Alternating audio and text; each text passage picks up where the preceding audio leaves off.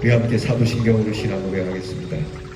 전능하사 천지를 만드신 하나님 아버지를 내가 믿사오며 그 외아들 우리 주 예수 그리스도를 믿사오니 이는 성령으로 잉태하사 동정녀 마리아에게 나시고 본디오 빌라도에게 고난을 받으사 십자가에 못 박혀 죽으시고 장사한 지 사흘 만에 죽은 자 가운데서 다시 살아나시며 하늘에 오르사 전능하신 하나님 우편에 앉아 계시다가 저리로서 산 자와 죽은 자를 심판하러 오시리라.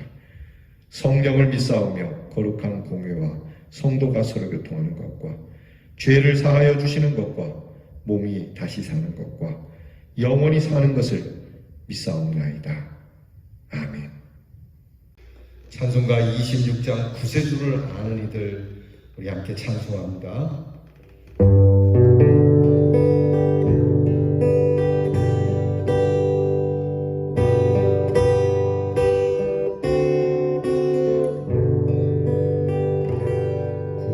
구세주를 아는 이들 찬송하고 찬송하세.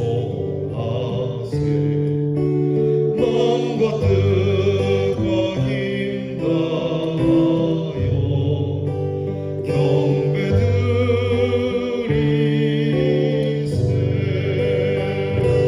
주를 알지 못한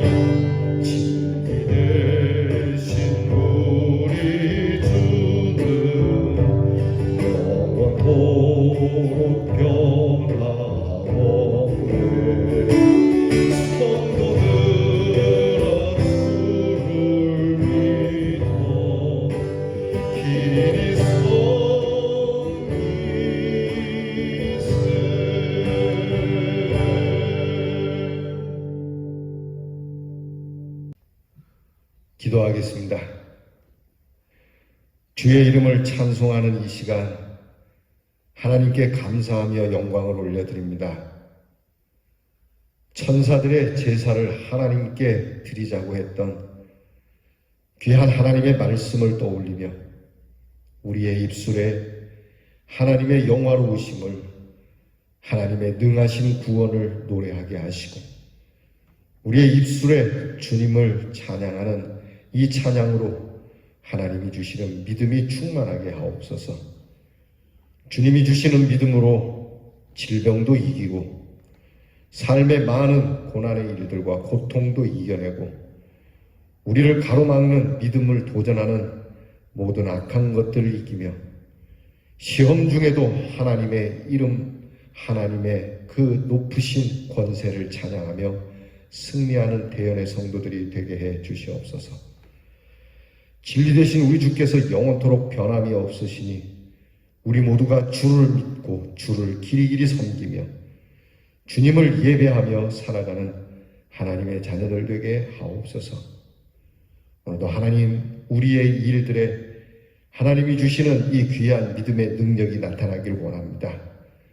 사람들이 우리를 보며 하나님을 믿는 믿음의 사람들이 갖는 권능은 실로 크다고 하는 이 귀한 고백을 하나님 나타내 주시옵시고 주님의 높은 보좌를 바라보며 걷는 저희들이 이 땅의 여러 일들로 고개 숙이지 아니하고 담대하게 오늘도 기쁨으로 승리케 하옵소서. 하나님, 이 하루를 하나님께서 시작하셨으니 마침도 하나님께 있음을 기대하고 나아갑니다.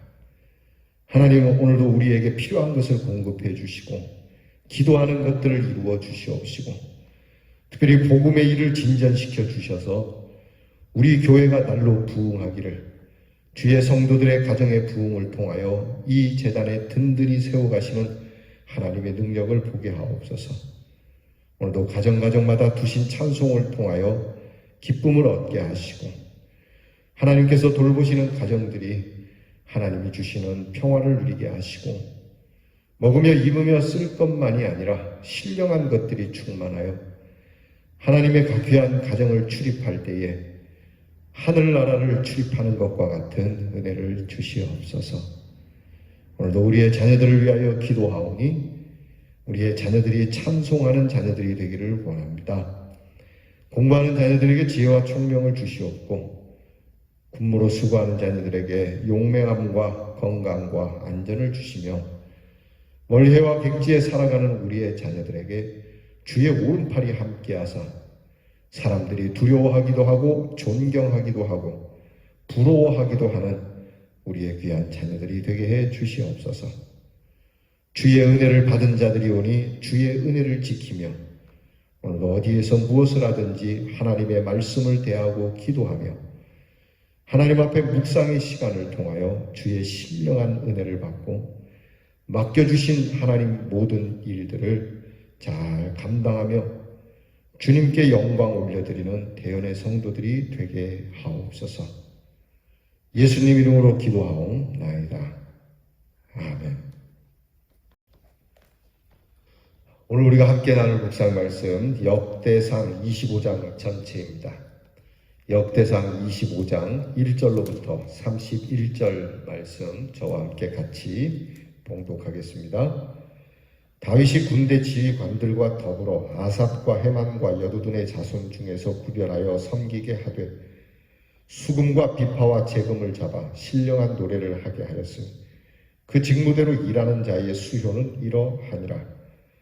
아삽의 아들들은 삭굴과 요셉과 느다냐와 아사렐라이니 이 아삽의 아들들이 아삽의 지휘 아래 왕의 명령을 따라 신령한 노래를 하며 여두둔에게 이르러서는 그의 아들들 그달리아와 스리와 여사야와 시므이와 하사랴와 맏디디야 6사람이니 그의 아버지 여두둔의 지휘 아래 수금을 잡아 신령한 노래를 하며 여호와께 감사하며 찬양하며 헤만에게 이르러는 그의 아들들 붓기야와 마따냐와 우시엘과 스부엘과 여리못과 하나냐와 하나니와 엘리아다와 깃달디와 로맘 비에셀과 요스브 가사와 말로디와 호딜과 마하시옷이라. 이는 다 헤만의 아들들이니 나팔을 부는 자들이며 헤만은 하나님의 말씀을 가진 왕의 선견자라. 하나님이 헤만에게 14아들과 3딸을 주셨더라. 이들이 다 그들의 아버지의 지휘 아래 재금과 비파와 수금을 잡아 여호와의 전에서 노래하며 하나님의 전을 섬겼으며 아삽과 여두둔과 헤만은 왕의 지휘 아래 있었으니 그들과 모든 형제 곧 여호와 찬송하기를 배워 익숙한 자의 수요가 288명이라.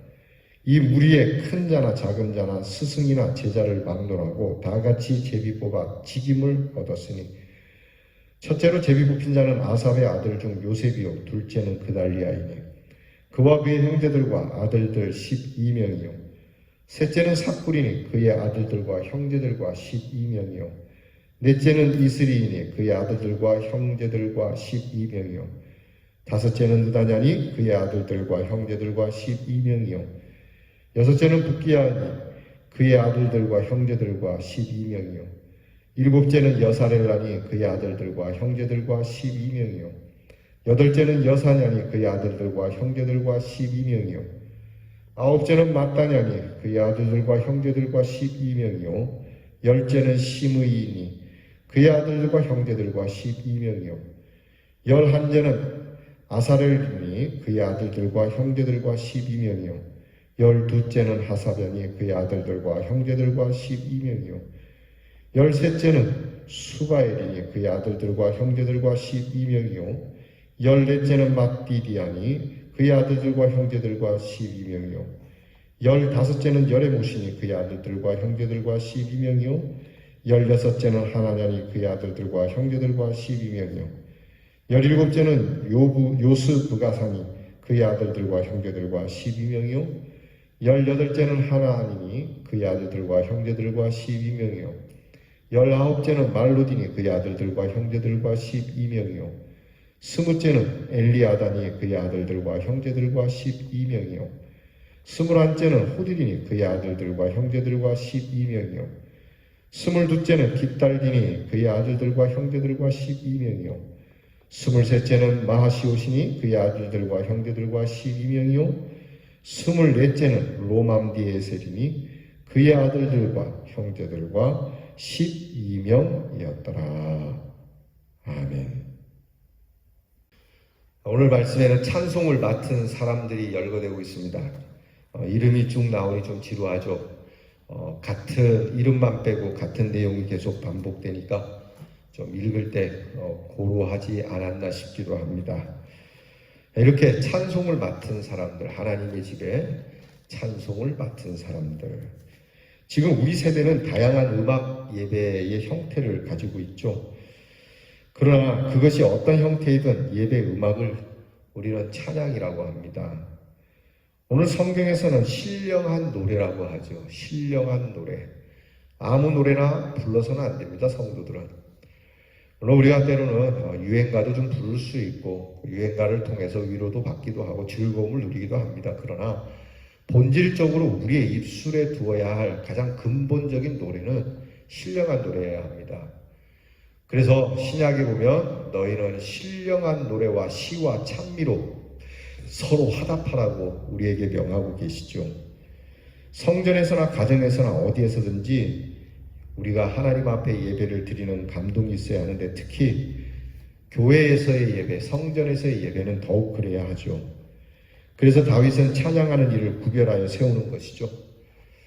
성가대를 세우는 것도 여기에 있습니다. 성가대를 그냥 예배의 어떤 구색을 갖추기 위해서 세우는 것이 아니고 예배 중에 있는 하나님께 드리는 찬양 중에 우리 모든 회중이 부르는 찬양도 있지만 준비되어지고 공교히 다듬어진 노래로 하나님 앞에 드리는, 물론 일상적으로 평안하게 드리는 찬양도 하나님께서 기뻐 받으시지만 예배 가운데 하나님 앞에 정제하여 드리는 이 찬송, 그래서 성가대를 두는 것이죠. 지금은 코로나로 인해서 우리가 성가대가 잘 모일 수 없는 형편이지만 여러분, 우리 성가대가 다시 서게 될 때는 이 성가대의 직분이 얼마나 귀중하다는 것을 우리 스스로가 깨달아야 합니다. 여러분, 우리가 교회가 작으니까 성가대 대원이 부족해서 누구라도 서줬으면 하는 안타까운 마음이 있지만 그렇다 할지라도 여러분께서 내가 실력이 있든 없든 성가대로 수고를 하게 될 때는 정말 전문가인 것처럼 마음이라도, 실력은 전문가가 아니더라도 준비하는 것과 그리고 훈련하는 것과 그런 연습하는 모든 것들은 정말 프로답게 그렇게 임하는 자세가 중요합니다. 여러분, 목소리가 좋다고 해서 연습도 안 하고 그리고 수고도 안 하고 그냥 자기 실력만 믿고 덜렁덜렁 와서 찬양을 하는 거 하나님께서 기뻐받지 않습니다. 비록 목소리가 별로 안 좋아도 실력이 없어도 정말 준비하는 마음에서부터 정성껏 하나님께서 기뻐하시도록 준비하는 이 모습이 우리 이 찬양을 맡은 직무뿐만이 아니라 모든 직무에 있어서 중요한 것이죠.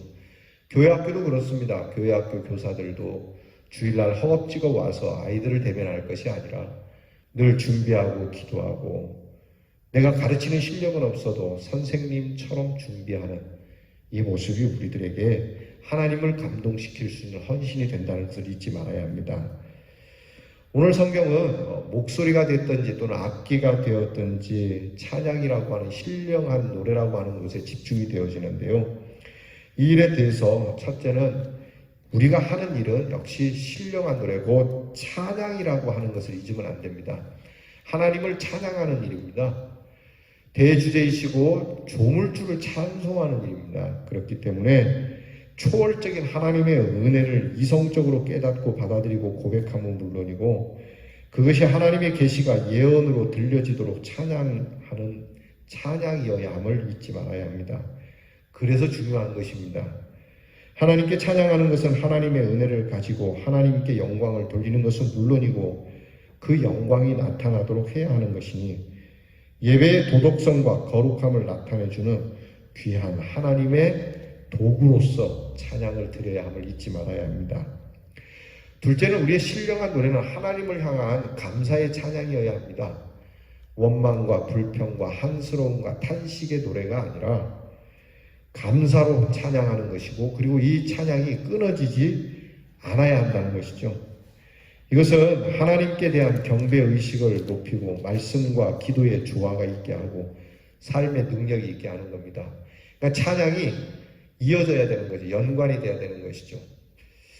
가끔은 이제 우리가 이렇게 지휘자와 이렇게 제가 설교에 관해서 짜지 않는데도 불구하고 가끔 성경 말씀, 오늘 전해야 할 설교와 어우러지는 찬양, 조화되는 찬양을 선곡하는 경우가 있더라고요. 그럴 때는 참 성령께서 함께 하신다는 느끼게 됩니다.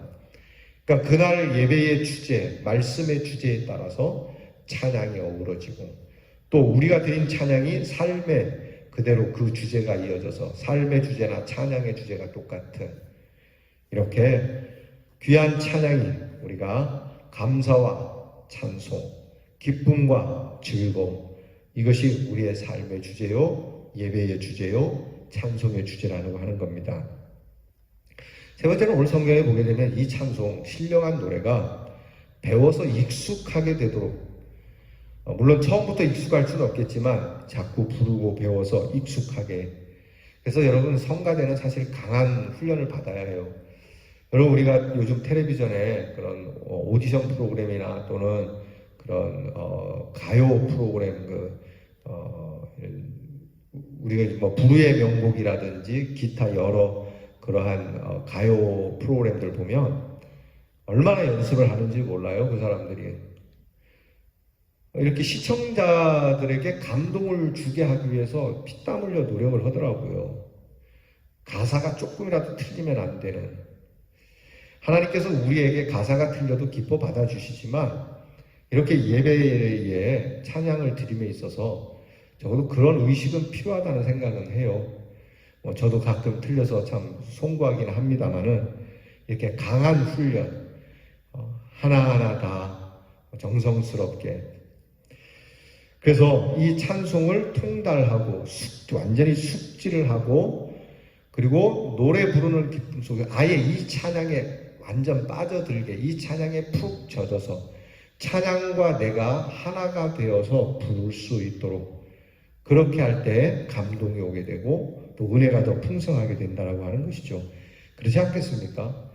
찬양을 하시는 분이 계속 가사를 잊어버릴까봐 고개 한번 들지 못하고 찬양을 부르는 내내 하나님은 고사하고 성도들과의 눈 한번 마주침도 없이 그냥 찬송가나 악보만 열심히 들여다보고 노래를 한다면, 듣는 분들이 눈을 감고 들으면 또 은혜가 있겠죠, 그럴 때는.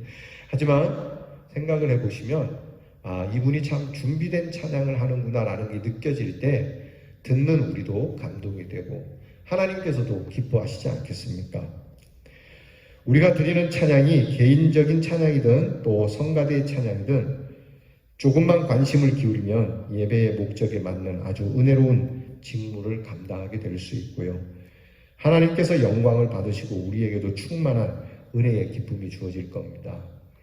찬송의 힘은 대단합니다.